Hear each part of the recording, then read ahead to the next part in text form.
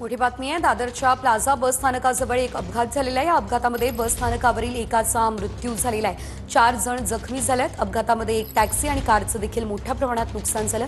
Tempo traveller चालकाला Shivaji park पोलिसांनी ताब्यात घेतलेलं आहे।